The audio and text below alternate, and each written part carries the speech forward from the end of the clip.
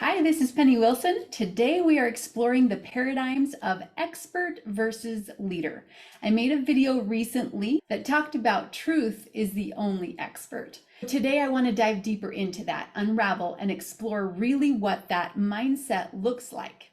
Just to explain paradigms really quick, I watched this video one time with this guy getting into this elevator, and he was standing there probably with 6 people behind him, and he was facing the door.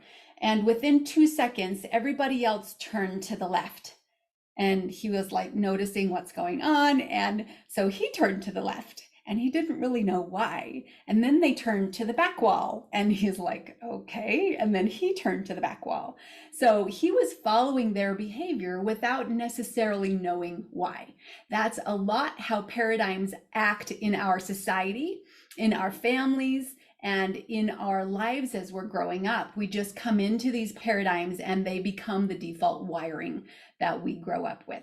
So that's the reason why it's so important to question your paradigms and to question your assumptions, as Stephen Covey once said. Before we dive in, I'd love to share about what the Z model is. The Z model is an imagery picture that I talk about in my book, and it can be used to map out ideas of what you don't want versus what you do want, and also to contrast different default paradigms that you have and deliberately choose what it is that you believe is true. Sometimes that can show up in thoughts that we have about ourselves. What does that look like on the side of the darkness? And what does that look like on the side of the light? So just imagine that you're standing on a beach, for example, and that there's a deep storm, clouds all over on the left side, and the sun is over on the right side, and it gradually changes in from one to the other, gradually changes from the bright sky, gets dimmer and dimmer until it goes totally dark on the left side. One caveat here is I know on the camera you are seeing the left side as the right side and the right side as the left side. So when I say left side, this is my right side. So flip that around in your brain and imagine it to your right side, because I cannot rewire my brain to see it the opposite to change this on the video. So that's the contrast spectrum that we can explore ideas from, and especially this idea of paradigms. So today, talking about the expert versus leader, let's dive into what does the expert mentality look like. So recently, I've been listening to lots of different classes. I love learning. I'm such a nerd, and there's lots of different people I've been listening to. And sometimes I feel this paradigm of authoritarianism, as I talked about in that recent video, and that they feel like, and this is not what I am assuming they believe, but this is my interpretation of what I feel is what they think about me. So this is through my own filter. This is through my experiences of the past. I'm not saying that this is what they really believe. So what this looks like in a learning experience for me is that as I'm sitting as a student in the class, I feel like the expert that's in the front of the room is telling me what they think they know and what they're assuming that I don't know. And when I hear people speaking in that way, I feel inferior, again, triggering that past way that my inner child interpreted my experience. So when I hear an expert teaching from what they know versus they're assuming what I don't know, I feel like it relates to the old idea, if you've ever studied the kings and the peons and all of that, the social classes. So the kings felt like they were way important, and the peons, they weren't important. If you've ever played that card game, peons and kings, and how it shows up today in society is that I think money really has a lot of paradigms around this, is that there's the idea of elitism, and elitism is usually tied to money, and those people think that they're super important and super valuable. And on the contrast side, they create this paradigm that means that if you don't have money, you're unimportant and you're inferior. At least that's my perception of those interpretations of the things that I've experienced in my life. One article I love that talks more about the social classes and the systems and different groups of people is an article by C.S. Lewis called The Inner Ring. It is amazing to be able to help you to open your eyes to seeing what that looks like in society. He talks about it in senses of business, but when I found this pattern, I discovered it in school, and I saw those different social circles showing up in school and how that affects relationships. So that is a deeper dive if you want to check that out. So all of those ideas go into the default wiring of these paradigms that we're living that we don't realize that we're living. So the idea of expert, if you imagine this over on the Z model on the left side, I'm associating all of these ideas together. I'm not saying that this is true for everyone, but this is in my mind where all the connections are. So expert is connected to authoritarianism, is connected to ego. It comes from the idea of being a bully. I watched a video recently for my kids' school that talked about bullies and that there's always a power struggle, that one person feels like they are more powerful than the other, and so they do something to someone else that makes them get that psychological kicker of feeling that power. So the idea of being an expert to me is also connected to this idea of ego, that there's that psychological kicker of when someone knows something, they feel more powerful than someone else that they're assuming doesn't know something. So this is connected to the idea of knowledge. So if you've ever been in a class and you've heard somebody say, "Man, I didn't know that. I'm so stupid," or "Why didn't I know that?"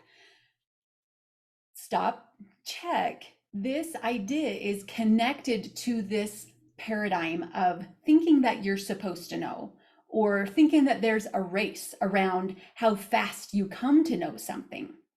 So recognize that all of these thoughts are connected in this paradigm.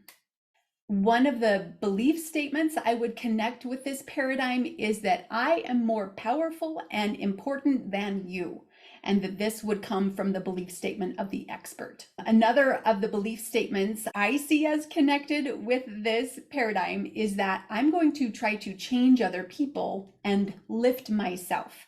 My personal mission statement is to change myself and lift other people. And this, in my opinion, is when everything becomes upside down. When you try to change other people and lift yourself, you can feel how out of alignment, at least that is for me, how much it would create an expectation around what you expect other people to do, so that could feed your ego in how you're trying to tell them what to do. And one of the results I have felt living in this paradigm is that there's a fear around asking questions, because this belief of if you're supposed to know and you don't know, then you're dumb. So nobody wants to ask questions in this mindset of this paradigm. So I just encourage you to look at your experiences, not that your experience is the same as mine, but maybe there's some similarities. Where have you noticed that in someone telling you what to do, that it makes you feel like you don't have value, or that you don't value your own opinion, or that there's somehow more importance around what they're telling you versus what you believe is right and true within yourself? Okay, so let's jump over to the other side, the side of the sun, the side of being a leader. So imagine all of these ideas are connected, the association of these ideas, and you can question each of these things to find out what is true for you. And that is exactly what I would invite you to do in exploring paradigms, is that you look at each of the belief statements and you ask inside of yourself, do I feel like this is true? Where have I noticed this? What does this mean for me? What do I believe about this? So over on the side of the leader, you're seeing the sun. Connect the ideas that you believe to be true with those things that are on the right side. In my mind, when I come to think of a leader, for me, it's a servant leader, because that's the kind of leader I want to become. So what does that mean for you? I'm going to share some of the ideas of what it means for me. One of the first things that pops into my mind is something that Jesus Christ said. He said that he who is greatest among you, let him be your servant. There's lots of different books that talk about being a servant leader and the way that the leader can help support the people. One of the books that comes to mind and the stories that I remember about Abraham Lincoln is they were talking about a White House type of leadership.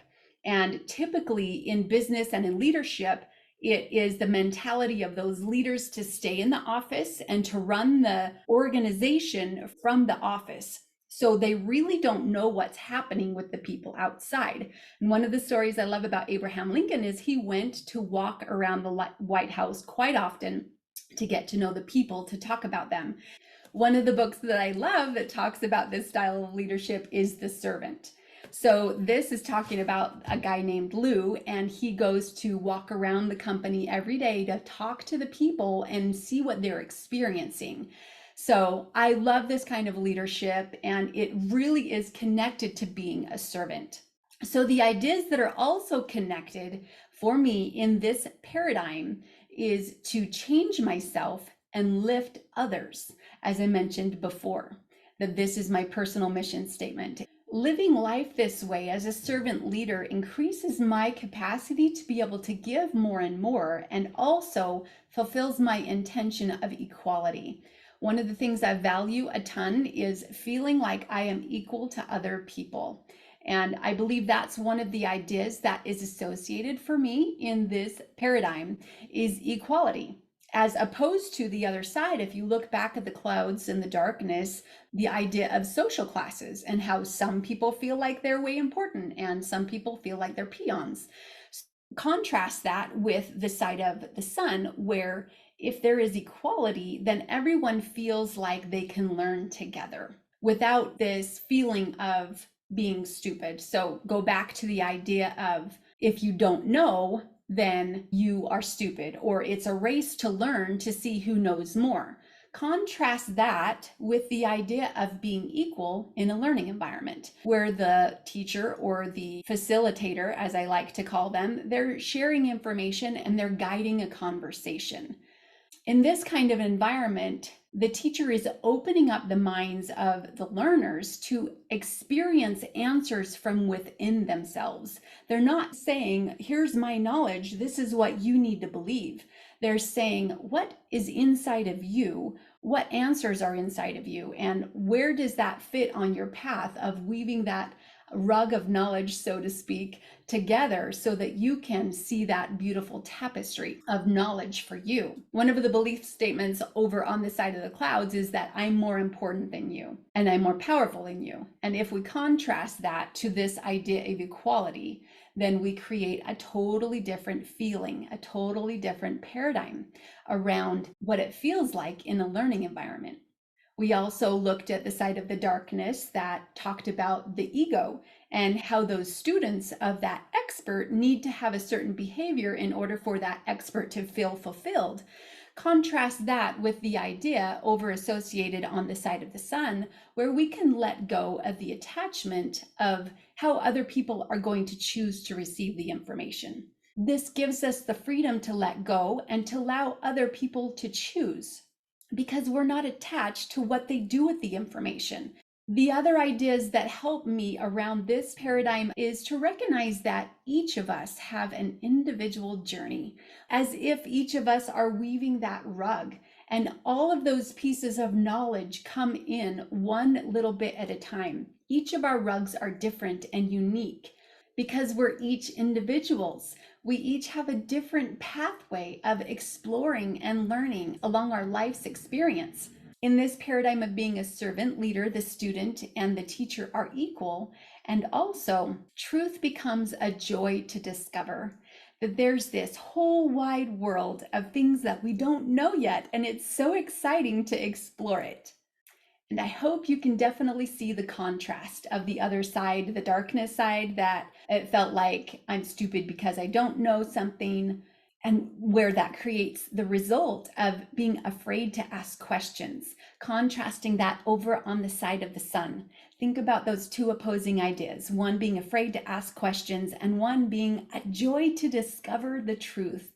The next step, the next thing for me in my tapestry, what I need to learn for me right now today. So, this is what it looks like to create the life that you desire and to learn one thing at a time, to take that one next step. What is it today that you need to learn for you, and what answers are you finding inside of yourself?